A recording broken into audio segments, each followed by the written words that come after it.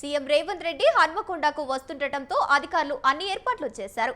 Narsampet MLA Madhava Reddy తల్లి ఇటీవలే మరణించారు. ఆయనను పరామర్శించేందుకు సీఎం హన్మకొండకు మధ్యాహ్నం చేరుకుంటారు. కలెక్టరేట్ చేరుకున్న తర్వాత అధికారులకు సీఎం స్వాగతం పలకనున్నారు. అక్కడి నుంచి వడ్డెపల్లిలోని ఫంక్షన్ హాల్లో సీఎం రేవంత్ రెడ్డి చేరుకుంటారు.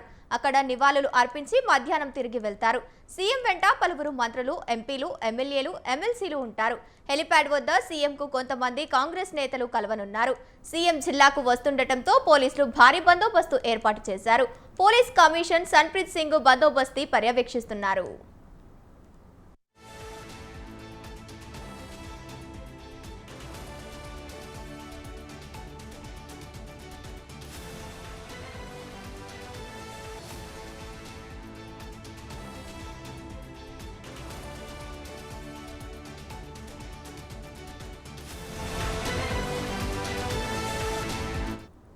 సీఎం రేవంత్ రెడ్డి హన్మకొండకు వస్తుండటంతో అధికారులు అన్ని ఏర్పాట్లు చేశారు.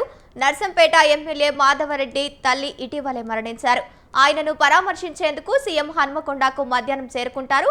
కలెక్టరేట్ చేరుకున్న తర్వాత అధికారులు సీఎంకు స్వాగతం పలుకుతారు. అక్కడి నుంచి వడ్డెపల్లిలోని ఫంక్షన్ హాల్కు సీఎం రేవంత్ రెడ్డి చేరుకుంటారు.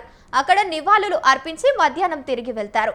సీఎం వెంట పలువురు మంత్రులు, ఎంపీలు, ఎమ్మెల్యేలు, ఎమ్మెల్సీలు ఉంటారు. హెలిప్యాడ్ వద్ద సీఎంను కొంతమంది కాంగ్రెస్ నేతలు కలవనున్నారు.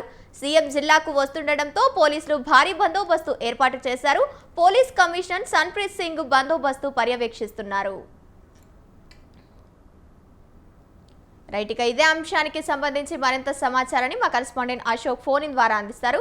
అశోక్, చెప్పండి, సీఎం రేవంత్ రెడ్డి హన్మకొండకు చేరుకోబోతున్నారు. దానికి సంబంధించిన అధికారులు ఎలాంటి చర్యలు చేపడుతున్నారు? పోలీసు బందోబస్తు ఎలా ఉంది?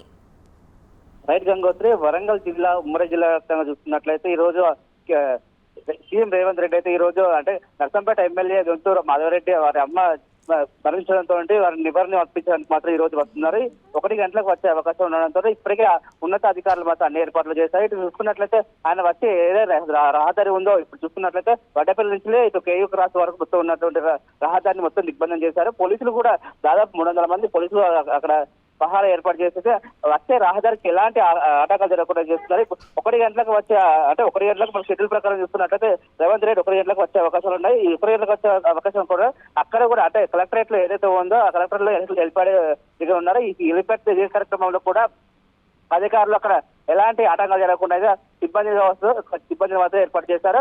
అక్కడ కలెక్టర్ తో పాటు ఉన్నతాధికారులు స్వాగతం పలికిన అనంతరం అక్కడ నుండి కారు ద్వారా ఇప్పుడు పీజీఆర్ గార్డెన్ ఏదైతే ఉందో నివాళులు అర్పించే స్థలం అక్కడికి వెళ్తారు. అలా దశదిర్మ కారణంతో ఆ కార్యక్రమాన్ని పీజీఆర్ గార్డెన్ లో ఏర్పాటు చేశారు. ఆ పీజీఆర్ గార్డెన్ కి చేరుకున్న తర్వాత ఆమె చిత్రపటానికి మాత్రం పూలమాల వేసి నివాళులు అర్పిస్తారు. తర్వాత అనంతరం ఎవరైతే ఉన్నారో దొంతు మాధవరెడ్డిని వారి కుటుంబ సభ్యులతో పరామర్శించిన అనంతరం కొంతమంది రాజకీయ నాయకులతో పాటు అంటే ఉన్న జిల్లాలో ఉన్నటువంటి మంత్రులు కావచ్చు, ఇటు రాజకీయ నాయకులు మాత్రం కలిసే అవకాశాలు ఉన్నాయి. ఇక్కడ చూస్తున్నట్లయితే రాజకీయంగా అయితే ఎలాంటి చర్చలు రాకుండా ఉన్నప్పటికీ సీఎం రేవంత్ రెడ్డి ఈ రోజు రావడంతో అయితే వరంగల్ ఉమ్మడి జిల్లా వ్యాప్తంగా మాత్రం అధికారులు అప్రమత్తం అయ్యారు. ఇప్పటికే రేవంత్ రెడ్డి వచ్చే అవకాశాలు రేవంత్ రెడ్డి రావడంతో ఉన్నత అంటే శక్తులు కాబట్టి ఇది ఏర్పాటు చేశారు.